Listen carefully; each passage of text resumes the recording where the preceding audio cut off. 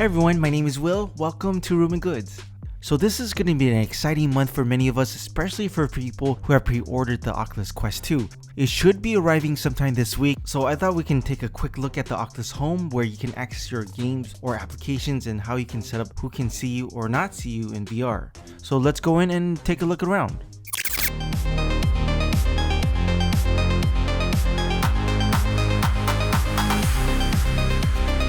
So currently we're in one of my favorite home environments called Cyber City. Now they actually give you a list of options of home environments that you can select from. So I'm currently standing in the middle of a virtual city apartment. If you have a large enough physical play area, you can actually walk outside of the space and get a closer look of the city.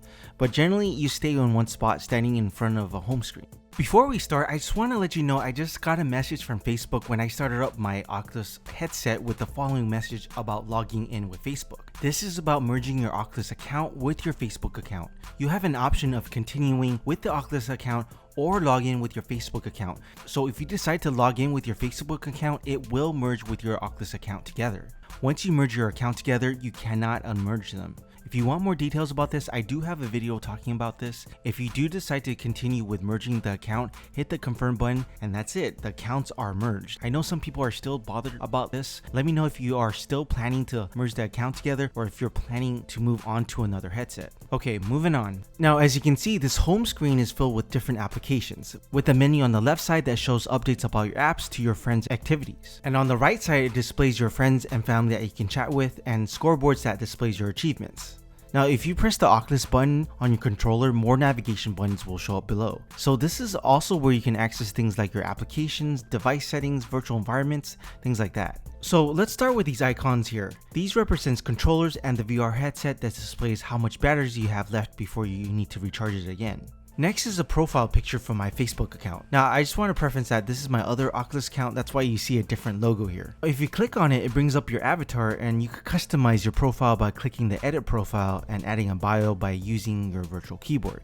Now there's also an edit privacy settings here.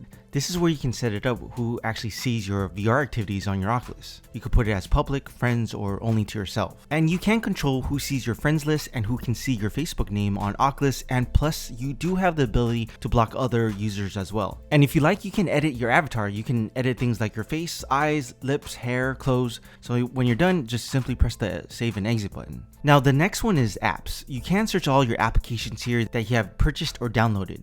So in order to launch any of the applications, you just have to press the trigger button from your touch controllers. Now you'll also have filter options up here where you don't have to look through all the applications. They do categorize them if you have tons of applications stored.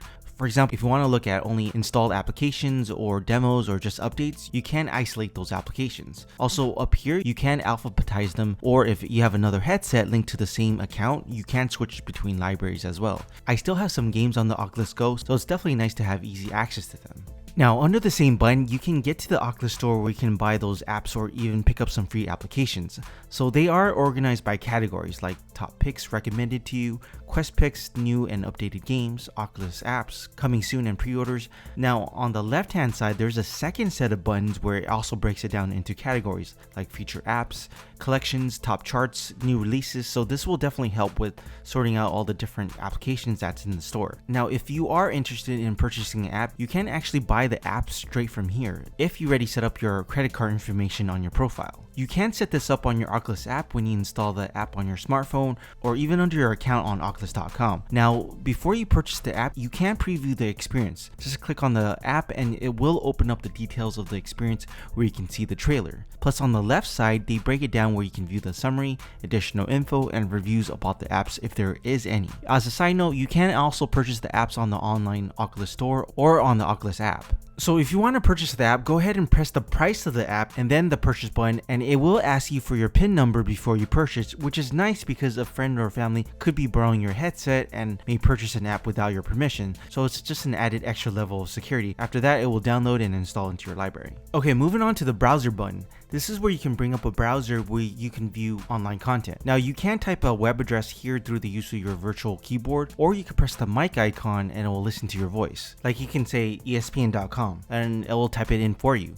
Now you can bring up a total of 3 browsers by pressing the plus sign up on top. Also, you'll notice as the second browser loads, they will provide some commonly viewed website icons that you can click on, like Twitch or YouTube. Next is the social button. This is where you can chat with your friends or family in VR. You can send a message or even start a voice chat. Just click on the person that you want to send a message or start a voice chat with. And on the left hand side of the menu, it shows things like your friends, chats, upcoming events, and again, you have access to editing your avatar. Next is TV. This is where you can view different content like 360-degree videos, even animated videos as well. So I definitely recommend checking this out. You might actually find something that you like. So that's the app button. Now next is social. Same things that we talked about earlier where you can chat with your friends and family, but the only thing I want to point out here is the create party button. You can open up parties to meet up with your friends in VR. So for example, you can invite your party to meet you in an app or even travel together with your party to an app. Next is notification. This is basically where you get alerted or reminders about things like rating apps that you have used. Friends requests, again, they break down the notifications into categories from social to downloads. The next button is sharing. This is where you can record your VR experiences by pressing the record button or even take a snapshot of your experiences. And if you like, you can actually see what you recorded right from your headset. The go live button is where you can stream your VR experiences on your Facebook timeline. And finally, casting is where you can cast your VR experiences onto your phone or TV. Just make sure your smartphone and the headset is on the same Wi-Fi network before you cast, and if you like to cast on a TV, it needs a compatible casting enabled device like Chromecast. And finally, the settings. Under the quick actions, you can control the volume of the headset, set up the Wi-Fi settings, and the Guardian system from room scale to stationary. Now, if you're new to the Guardian feature, it's basically a safety boundary system where you can paint your virtual boundary. If you're too close to the boundary, it will become visible to the player. Now, there's also a night display where you can adjust the colors to display warmer, which makes it easier on your eyes. Next is reset view. This is where you can move or rotate your head around to reposition the panels or windows in front of you. Just hit confirm when you're done. Next is the do not disturb button. This is where you can mute all notifications and you have an option of muting your microphone as well. And finally, voice command, where you can use your voice to control the headset. For instance, you can say go to store and the store should pop up. Under device, I'll point out some of the main features here. Again, you have access to things like do not disturb, mute microphone, Wi-Fi setup, privacy settings that we talked about earlier. Now here, you'll have access to customize your hand tracking and controllers. For hand tracking, you can turn this feature on or off. If you leave this on, you have an option of putting your controllers down and using your hands as the controllers. You can use your hands to scroll or select items on the menu just by pinching.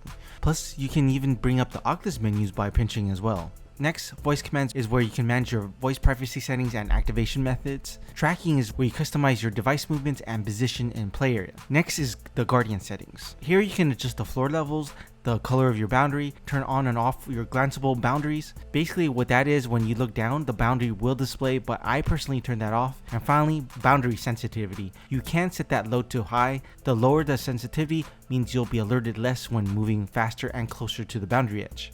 Next is storage. It shows how much space you're using for things like application, video capture, and pictures. For virtual environments, this is where you can change your surroundings. Now currently I'm in Cyber City, but you do have some options like the Quest Dome or even pass through. This is where it shows your actual play area. If you have your home screens up or your browser, it appears you have a floating screen right in the middle of the room. If you want more details on this, I actually have a video on that. I'll put a link in the description if you're interested. And there are other options of virtual environments as well that you may want to check out. Alright, let's go to experimental features. The first option deals with Bluetooth pairing with your keyboard or gamepad. Next is beta release. I personally leave this on. It shows that you're interested in opting in for beta releases of Oculus apps. And you have a pass-through shortcut here. If you double tap on the side of the headset, it will go to pass-through mode. This feature is actually helpful, especially if you don't want to take off your headset during gameplay to see your physical surroundings. Just double tap the headset again to jump back into the VR experience. Under developer, this is where you can disable the Guardian. Now, it's not recommended to disable this feature, especially when you're in the VR experience because of safety reasons. As indicated, it may only be disabled for content development purposes. And you have an option of USB connection dialog that you can turn on or off. Lastly, you have your about section. It shows what software version you're on. Currently, I'm on version 20. This actually lights up if there's an update available. And that's pretty much it, guys. Hopefully this gives you a good idea of what to expect when you enter into the Oculus virtual environment. I know it's going to be an exciting week for many people, especially for those people who have pre-ordered and the Quest 2 could be your first headset. Let me know if you have any questions. As always, if you like the video, press the like button and consider subscribing. Talk to y'all later.